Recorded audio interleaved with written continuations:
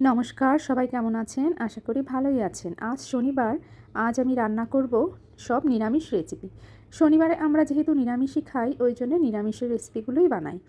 তো আজ আমি কিভাবে মোচার কোপ্তাকারি বানাই সেটাই আপনাদের সঙ্গে শেয়ার করছি। মোচাটাকে প্রথমে ধুয়ে বেছে নিয়ে প্রেসার কুকারে সিটি দিতে বসিয়ে দিয়েছি। এবার সিদ্ধ হয়ে গেলে একটু ঠান্ডা করে নিয়ে মিক্সিতে বেটে নেব মোচাগুলো। আর আগের দিন আমি কিছুটা মটরের ডাল ভিজিয়ে রেখেছিলাম, সেই মটরের ডালগুলোও ভালো করে বেটে নিয়েছি মিক্সিতে।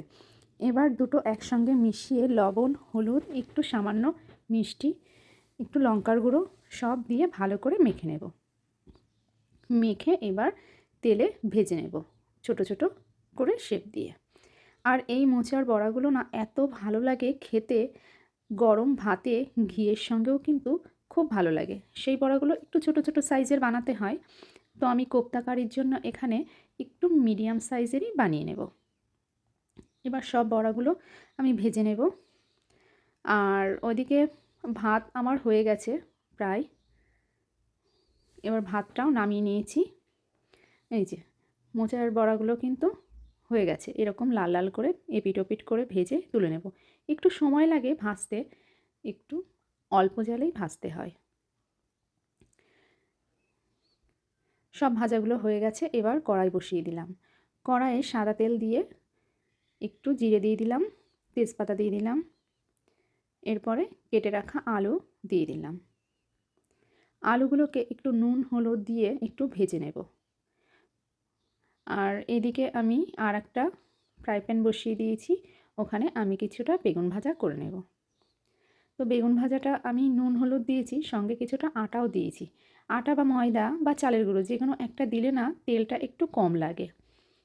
আর বেগুন ভাজা এত তেল টেনে নেয়, সেই জন্য এভাবে বেশিরভাগ সময় বেগুনগুলো ভাজা করি। আর ওদিকে কিন্তু আমার আলুগুলো ভাজা হয়ে গেছে, এর জন্য এবারে মশলাগুলো দেব। মশলার মধ্যে আমি দিয়েছি জিরে গুঁড়ো, আর একটু হলুদ, লবণ, লঙ্কার গুঁড়ো একসঙ্গে ভালো করে মিশিয়ে একটু জল দিয়ে দিয়েছি আলুর মধ্যে। এরপরে একটু ঢাকনা দিয়ে 10 মিনিটের মতো ঢেকে দেবো, যাতে আলুগুলো আর মশলাগুলো খুব ভালো মিক্সড হয়ে যায় বা আলুগুলো গলে যায়। এরপরে দিয়ে দিলাম একটুখানি টমেটো বাটা। টমেটোটা দিতেও পারেন, নাও দিতে পারেন। এরপর একটু জল দিয়ে দিয়েছি, ঝোলটা একটু ফুটে আসলেই বড়াগুলো দিয়ে দেব। বড়া দিয়ে কিন্তু বেশিক্ষণ ফোটাবো না, কারণ তাহলে বড়াগুলো খুব নরম সফট হয়, তো তো ভেঙে যেতে পারে। এরপরে একটু ঘি আর একটু গরম মশলা দেব, দিয়ে নামিয়ে নেব। ব্যাস, এভাবে বানিয়ে খেয়ে দেখবেন, খুব ভালো লাগে। মোচা তো সাধারণত আমরা ঘন্টই খাই, তো এভাবেও বানিয়ে খেলে খুব ভালো লাগে। ভিডিওটি কেমন লাগলো অবশ্যই কমেন্ট করে